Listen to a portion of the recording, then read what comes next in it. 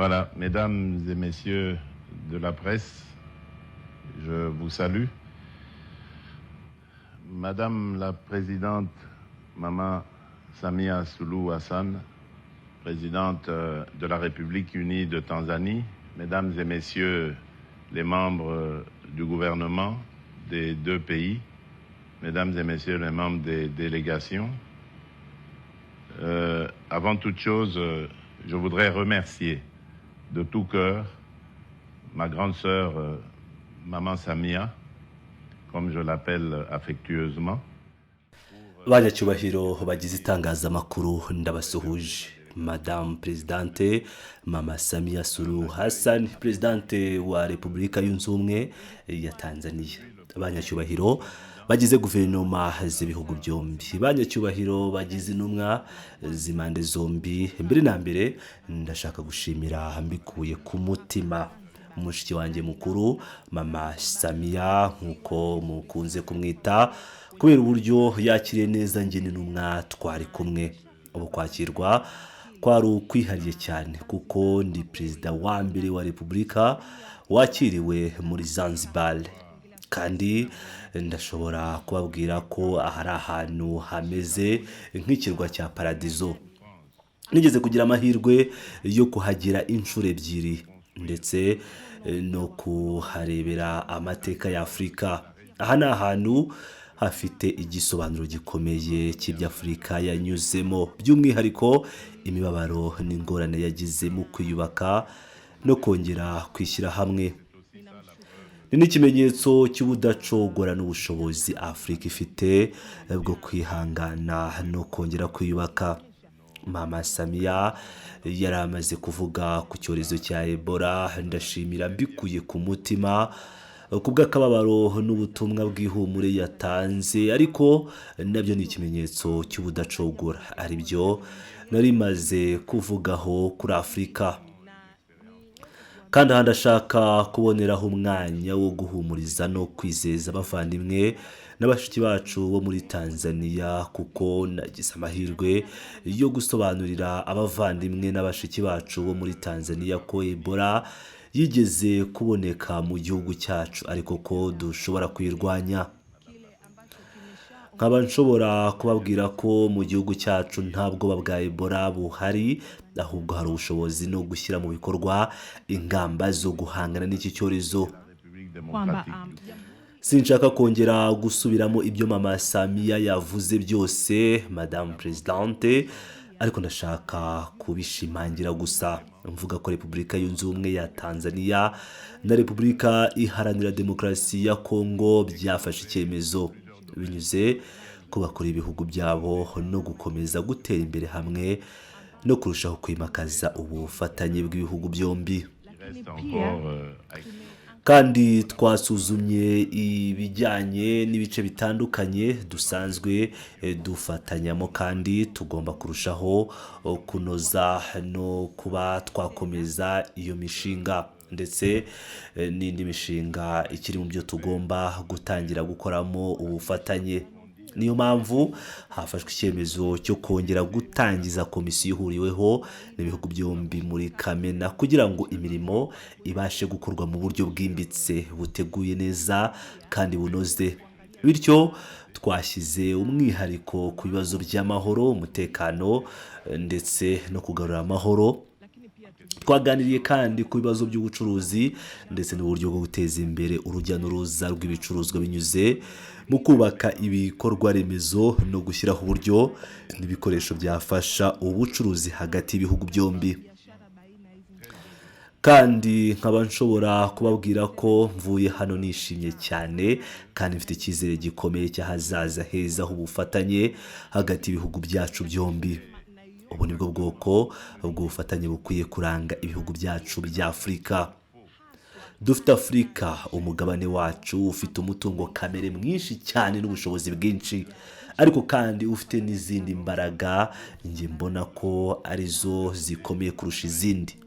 Abaturage ba Afurika hafi 60% bagizwe n'urubyiruko, kandi urubyiruko rusobanuye icyizere cy'ejo hazaza ndetse n'ahazaza heza. kuko urubyiruko ari rwo tugomba kurengera no guha amahirwe yo kubona imirimo, kandi iyo mirimo izaboneka mu gihe tuzagera ku byo twifuza kugeraho.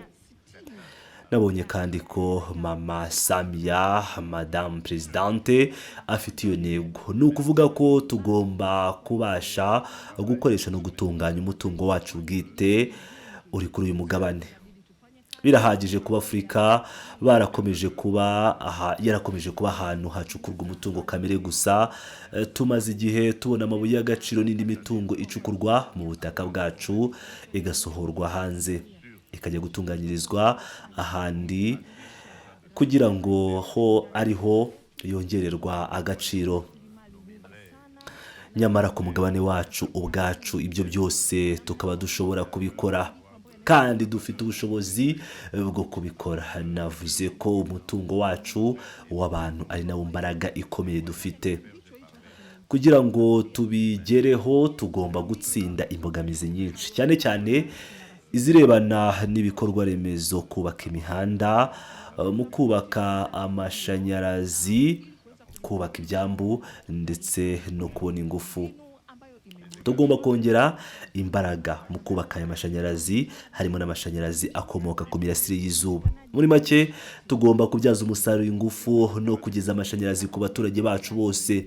Bityo rero ndabona ko hari byinshi byo gukora, kandi twiyemeje kubikora kugeza ku musozo kugira ngo abaturage bacu babashe kubaho neza, kandi cyane cyane kugira ngo tugere ku iterambere Afurika nayo ikwiye. Birumvikana ko ibyo byose tuzabikora twifashishije ubufatanye n'ibihugu n'abafatanyabikorwa batandukanye twabonye, kandi twifuza kurushaho guteza imbere ubwo bufatanye. Ikindi kandi ibyo mbona muri ubwo bufatanye, bwaba ubwo dufitanye na Leta Zunze Ubumwe za Amerika cyangwa Ubushinwa cyangwa Uburayi, ni uko kuri ubu abo bafatanyabikorwa bose bumva kandi bashyigikiye iyi gahunda y'iyerekwa rya Afurika ryo gushaka gutunganya ibikoresho by'ibanze n'umutungo kamere wacu hano ku mugabane.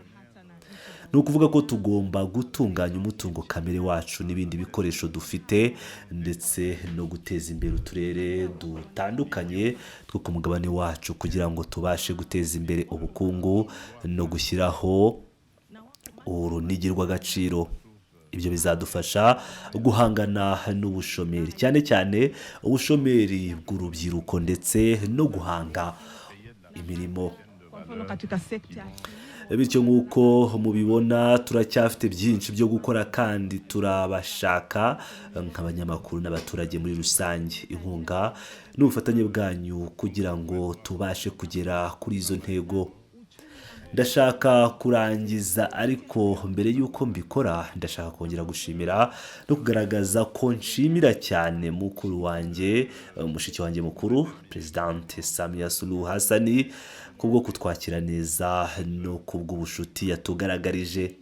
Ariko kandi ndashaka kumwizeza ko mufite inkunga yanjye yose, kuko kubw'amahirwe make ntashoboye kwitabira umuhango wo kumushyiraho ku butegetsi kubera ko amatariki yahindutse ku munota wa nyuma. Ariko yari afite inkunga yanjye yose, kuko nashoboye kumwoherereza ubutumwa bwo kumushimira no kumwifuriza ibyiza, ndetse no kumushyigikira muri cya gihe cy'imvururu n'ibibazo byamaze ibyumweru bike cyangwa iminsi mike hano muri Tanzania nyuma y'amatora. Nifuza kumubwira ko Repubulika ya Demokarasi ya Kongo izahora iri ku ruhande rwe, kandi izahora iri ku ruhande rw'abaturage ba Tanzania kugira ngo ibashyigikire, kuko tuzi neza icyo ari cyo guhungabanya igihugu, umutekano muke n'ibikorwa byo guhungabanya ituze ry'igihugu.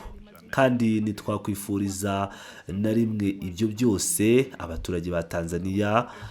Bityo tuzahora turi kumwe namwe kugira ngo dufatanye guharanira ituze, amahoro n'umutekano w'ibihugu byacu. Nongeye kubashimira kubw'ukuntu mwatwakiriye. Nta gushidikanya ko nzagaruka hano, wenda nkaza mu rugendo rwanjye bwite, kuko Zanzibar ari ahantu haneye akanyamuneza, kandi haneye icyifuzo cyo kuruhuka no kwishimira ubuzima. Madame Presidente, ndibuka ko agiye kutwakira mbere y'uko dusubira i Kinshasa. Murakoze. Imana ihe umugisha umubano hagati ya Repubulika yunze ubumwe ya Tanzania na Repubulika ya Demokarasi ya Kongo. Murakoze. Asanteni.